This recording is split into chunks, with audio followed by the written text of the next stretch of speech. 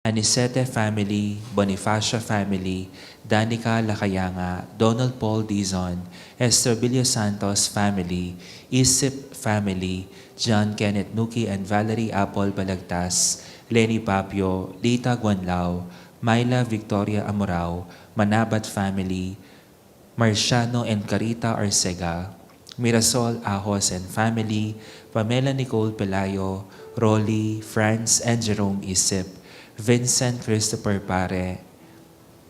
For those who are celebrating their special day today, especially to Reverend Father Ivan Ray Torno and Reverend Father Jeffrey Louis Paghirang.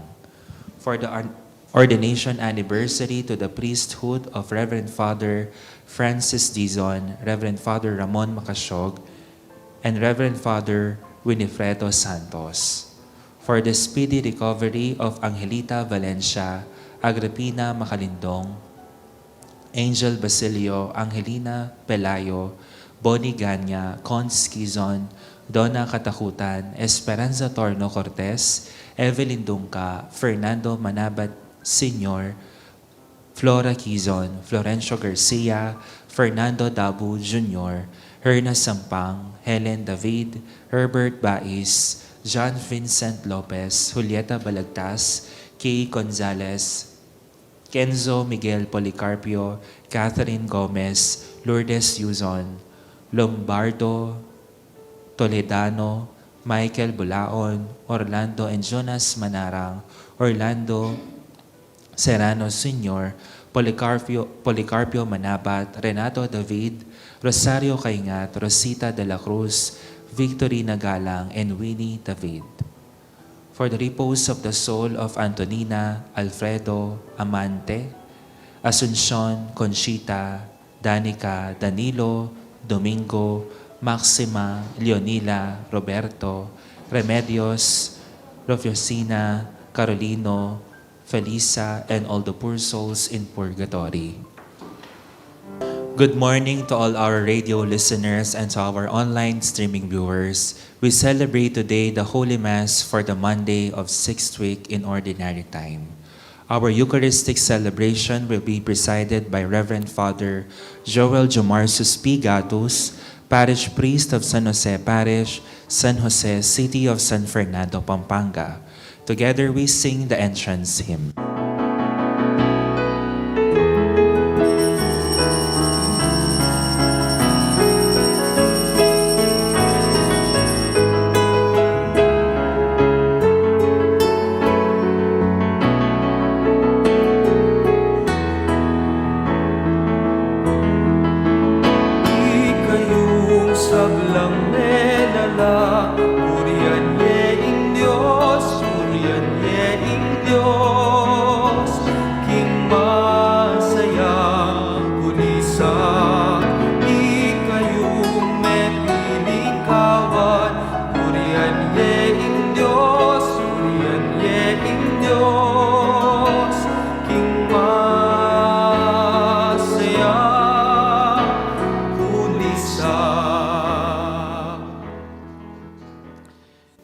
In the name of the Father, the Son, and the Holy Spirit. Amen. The Lord be with you. And with your spirit.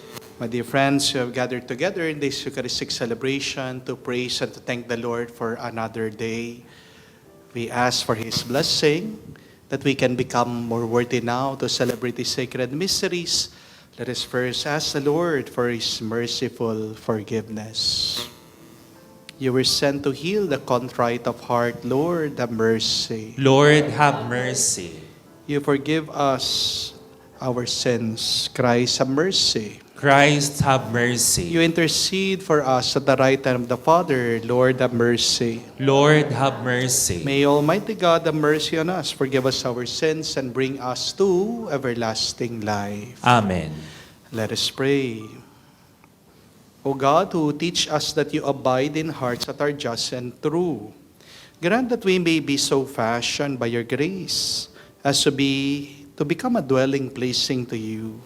We ask this to our Lord Jesus Christ, your Son, who lives and reigns with in the unity of the Holy Spirit, God forever and ever. Amen.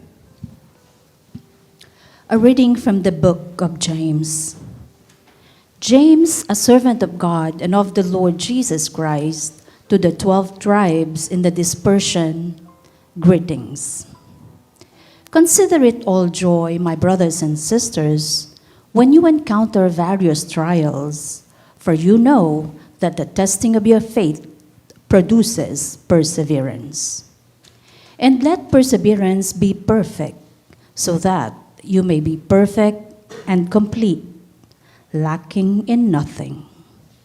But if any one of you lacks wisdom, he should ask God, who gives to all generously and ungrudgingly, and he will be given it. But he should ask in faith, not doubting, for the one who doubts is like a wave of the sea that is driven and tossed about by the wind. For that person must not suppose that he will receive anything from the Lord, since he is a man of two minds, unstable in all his ways. The brother in lowly circumstances should take pride in high standing, and the rich one in his lowliness, for he will pass away like the flower of the field. For the sun comes up with its scorching heat and dries up the grass. Its flower droops, and the beauty of its appearance vanishes. So will the rich person fade away in the midst of his pursuits. The word of the Lord. Thanks be to God. Be kind to me, Lord, and I shall live. Be kind to me, Lord, and I shall live. Before I was afflicted, I went astray, but now I hold to your promise. Be kind to me, Lord, and I shall live. You are good and bountiful. Teach me your statutes. Be kind to me, Lord, and I shall live. It is good for me that I have been afflicted, that I may learn your statutes. Be kind to me, Lord, and I shall live. The law of your mouth is to me more precious than the thousands of gold and silver pieces. Be kind to me, Lord, and I shall live. I know, O Lord, that your ordinances are just, and in your faithfulness you have afflicted me. Be kind to me, Lord, and I shall live. Let your kindness comfort me, according to your promise to your servants. Be kind to me, Lord, and I shall live. Let us honor the Holy Gospel.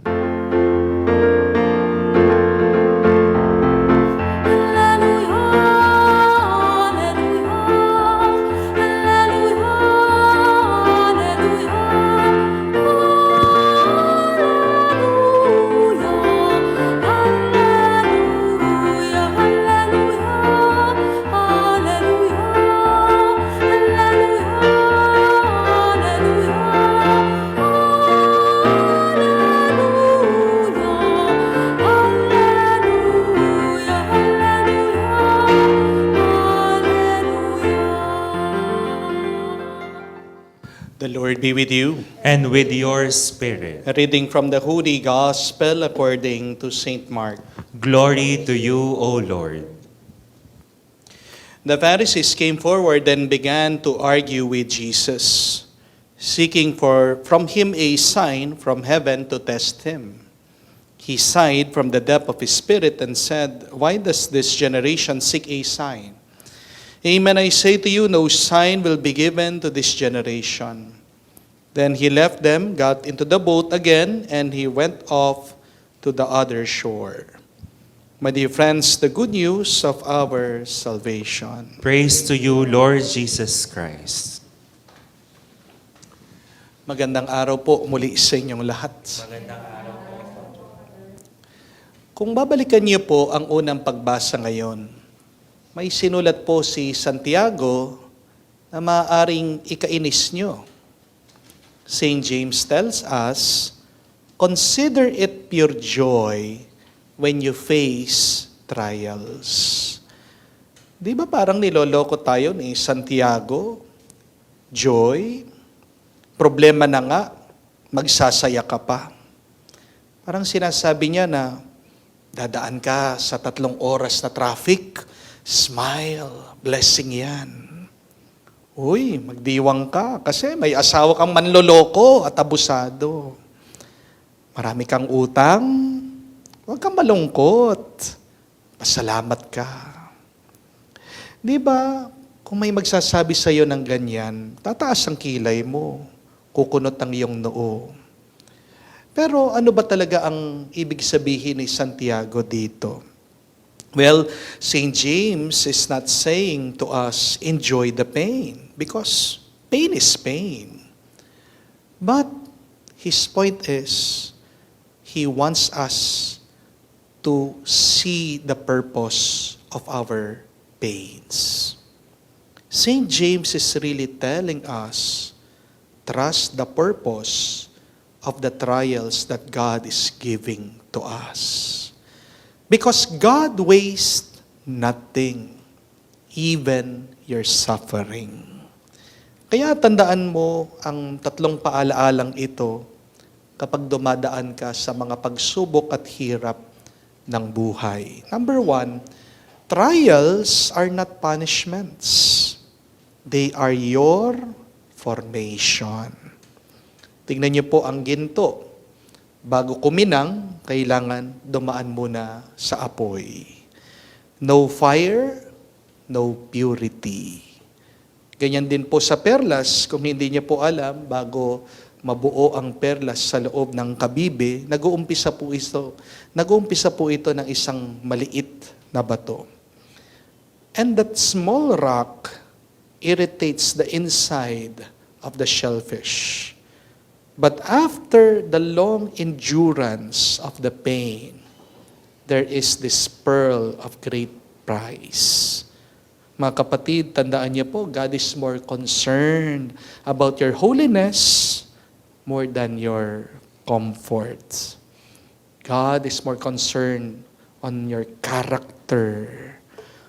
Opo, mabuti po ang ginhawa, pero hindi ito ang pinaka-mabuti. As I have told you time and time again, nobody grows in comfort. But a lot have grown through their pains, through their trials. So remember this, smooth seas has never made strong sailors. The stars shine brightly in the darkest night. And the tallest trees have grown when they face the strongest storms.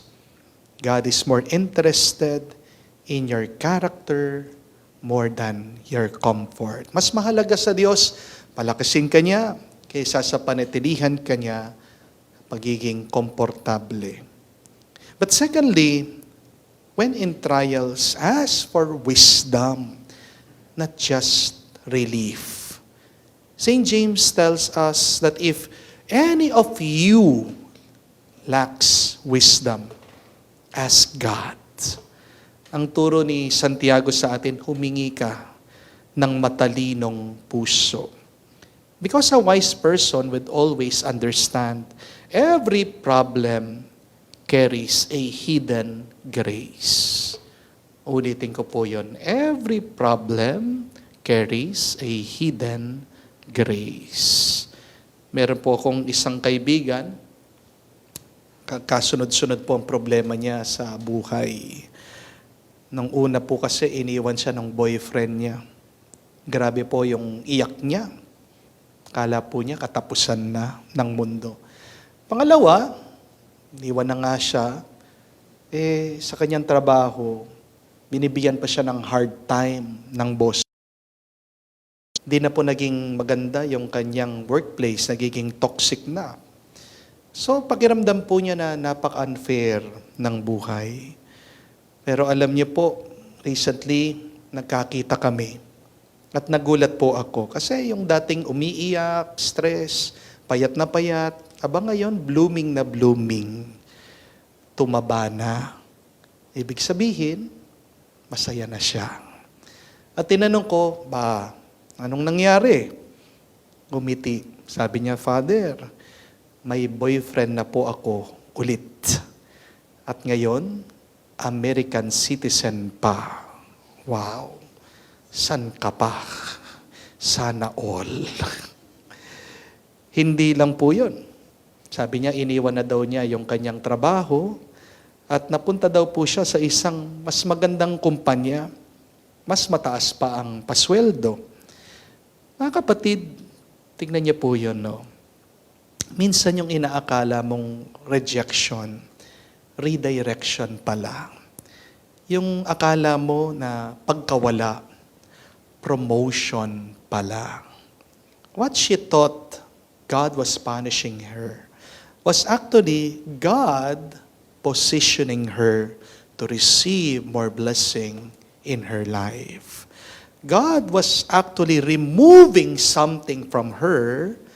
God was really preparing her for something better.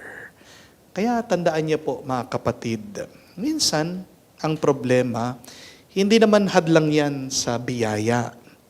Ang mga problema natin ay paraan ng Diyos para ilapit tayo sa biyaya. At hindi mo makikita ng mga pagsubok mo ay mahalaga pala kung wala kang katalinuhan sa iyong puso. Wisdom always helps you to understand and to see that the trials that God is giving you is part of His plan to bless you more. Amen? Third and last, remember, every trial, everything in our life is temporary. James reminds us that wealth fades like a flower. Ang problema po kasi sa atin, we invest so much on things that do not last. Pera, mawawala din yan. Ang iyong lakas, manghihina ka din. Ang kasikatan, kukupas din. But a heart anchored in God that lasts forever. God sees that. God remembers that when you are faithful to Him. Sa mabuting balita, kaya nga mabuting balita sa atin, walang forever. Masakit pakinggan, lalong-lalo na sa mga nagmamahal. Di po ba? But this is a good news. Kasi ibig sabihin kahit ang mga problema mo, hindi naman forever yan. Amen? Kaya mga kapatid, tandaan niyo po, ang mga pagsubok mo ay hindi huling kabanata ng iyong kwento. God is not finished with your story. You may be in your storm, but Jesus is in your boat. You may be in the valley of your journey, but remember, the valleys lead to the mountain. You may be crying now, but remember what the psalm says. Those who sow in tears will reap rejoicing. So understand your struggle today is developing the strength that you need tomorrow. Do not waste your suffering. Offer it to God and be united to Christ. Kapag sinusubukan ka sa iyong buhay, tandaan mo lang ang salitang hope, pag-asa. And hope is really an acronym. It means H, you hold on. O, you offer your pain to God. P, you pray more. And E, you should expect miracles. H, hold on. O, offer your pain to God. P, pray more. And E, expect miracles. Magdasal po tayo sa banal na misang ito, naway pag tayo mawalan ng pag-asa, pag tayo dumadaan sa mga pagsubok, pero tandaan natin ang sinabi ni Santiago, that there is a purpose for our pain, so be happy, be joyful, be grateful to the Lord. There is a hidden grace in your trials, in your problems. Amen. St. James reminds us that God is free and generous with His gifts. Let us Pray, saying, Lord, hear our prayer. Lord, hear our prayer. May we seek the gift of wisdom with sincerity of heart and with deep faith. Let us pray to the Lord. Lord, hear our prayer. May we understand that our riches last no longer than the flowers and the grass, and so learn to share what we have with those in need. Let us pray to the Lord. Lord, hear our prayer. May we in our many needs learn through poverty of spirit and trust in the providence of God. Let us pray to the Lord. Lord, hear our prayer. May those of Islamic faith, beginning the holy season of Ramadan tomorrow, grow close to God, fast with devotion, and serve the poor with charity. Let us pray to the Lord. Lord, hear our prayer. May the Lord accept our thanksgiving and our personal intentions, the special intentions of the radio station and our archdiocese, and that all the faithful departed, especially from our parish, community, and families, may enter the heavenly Jerusalem. Let us pray to the Lord. Lord, hear our prayer. Father, as we now offer the sacrifice of the Mass, purify our hearts and fill us with the grace of Jesus, for He is our Lord forever and ever. Amen.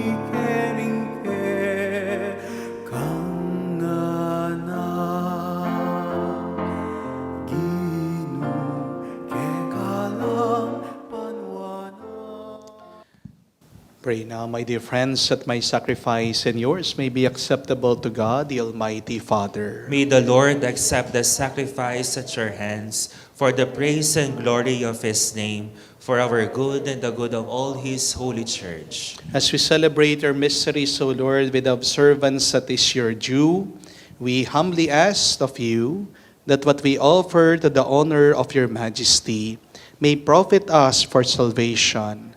We ask this through Christ our Lord. Amen. The Lord be with you. And with your spirit, Lift up your hearts. we lift them up to the Lord. Let us give thanks to the Lord our God. It is right and just. It is truly right and just, our duty and our salvation, always and everywhere to give you thanks. Lord, Holy Father, Almighty and Eternal God, through Christ our Lord. In His death we celebrate in love. His resurrection we confess with living faith. And His coming in glory we await with unwavering hope.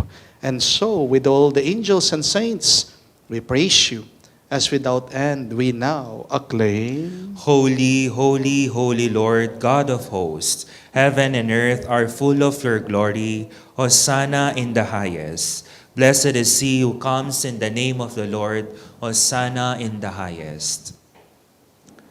You are indeed holy, O Lord, the fount of all holiness. Make holy, therefore, these gifts, we pray, by sending down your Spirit upon them like the dewfall, so that they may become for us the body and blood of our Lord Jesus Christ. At the time when He was betrayed and entered willingly into His passion, He took bread and giving thanks, broke it, gave it to His disciples, saying, Take this, all of you, and eat of it, for this is my body which will be given up for you.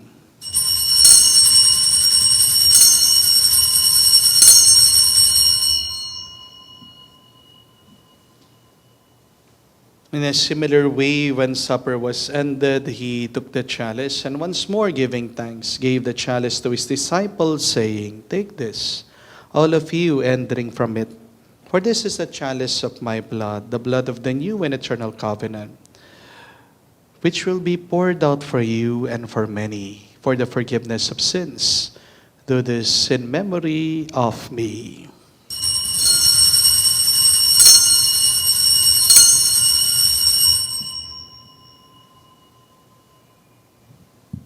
The mystery of faith. When we eat this bread and drink this cup, we proclaim your death, O Lord, until you come again. Therefore, as we celebrate the memorial of his death and resurrection, we offer you, Lord, the bread of life and the chalice of salvation, giving thanks that you have held us worthy to be in your presence and minister to you. Humbly we pray that partaking of the body and blood of Christ, we may be gathered into one by the Holy Spirit. Lord, remember your church spread throughout the world and bring her to the fullness of charity. Together with Leo, our Pope, Florentino, our Archbishop, and all the clergy, remember also our brothers and sisters who have fallen asleep in the hope of the resurrection, and all who have died in your mercy. Welcome them into the light of your face. Have mercy on us all, we pray. That with the Blessed Virgin Mary, Mother of God, with Saint Joseph, her glorious spouse, with your blessed apostles and all the saints who have pleased you throughout the ages, may we merit to be co-heirs with eternal life, and may praise and glorify you through your Son, Jesus Christ. Through him, with him, in him, O God, Almighty Father, in the unity of the Holy Spirit, all glory and honor is yours forever and ever. Amen, amen, amen, amen, amen, amen, amen.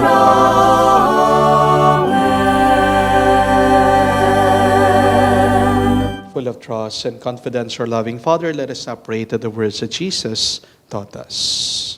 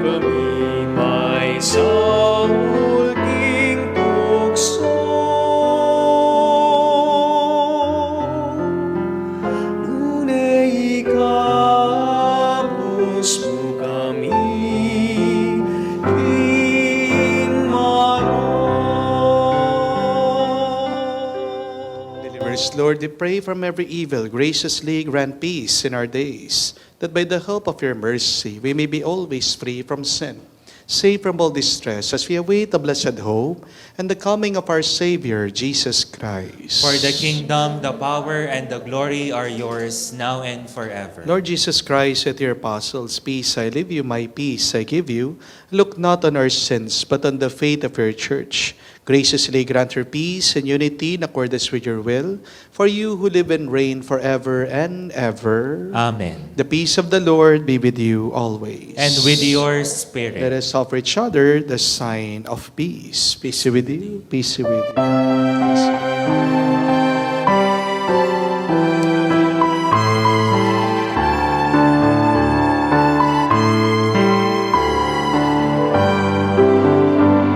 Cordero ng Diyos, ang nilalako, king kasalanan niyat mo. Kakaluluan mo kami.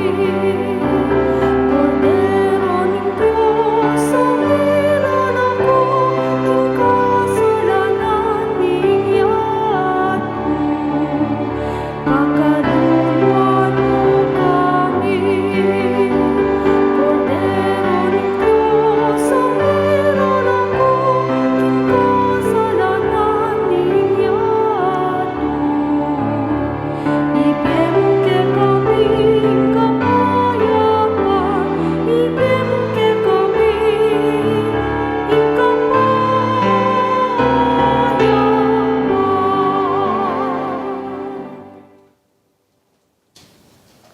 My dear friends, behold our Lord and Savior Jesus Christ, our Lamb of God, the one who takes away the sins of the world. Blessed are we now called to be with him in the banquet of the Lamb. Lord, I am not worthy that you should enter under my roof, but only say the word and my soul shall be healed.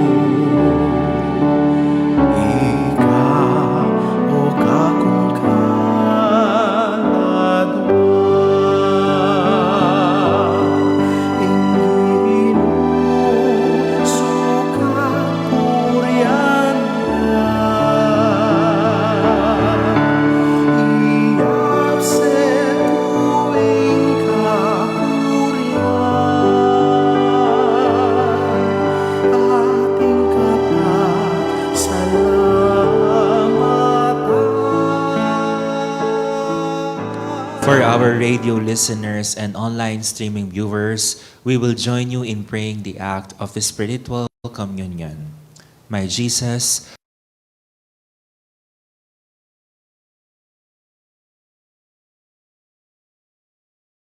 you into my soul. Since I cannot at this moment receive you sacramentally, come at least spiritually into my heart. I embrace you as if you were already there.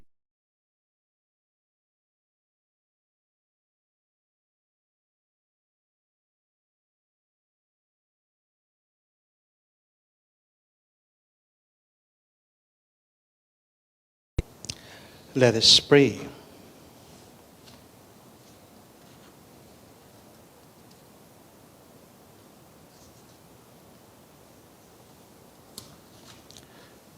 Having fed upon these heavenly delights, we pray, O Lord, so that we may always long for that food by which we truly live.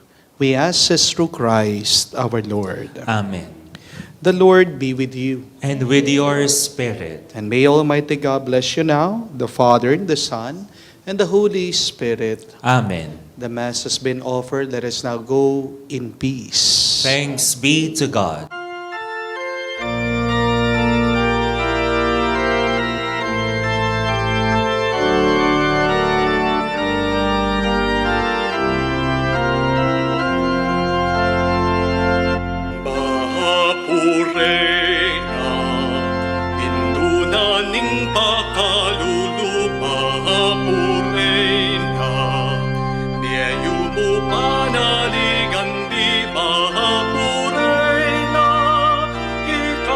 san mi ikeng pepalakuan na anak ng Eva pangisnawan mi naralungan mi mga tatangis kening karenaning luwa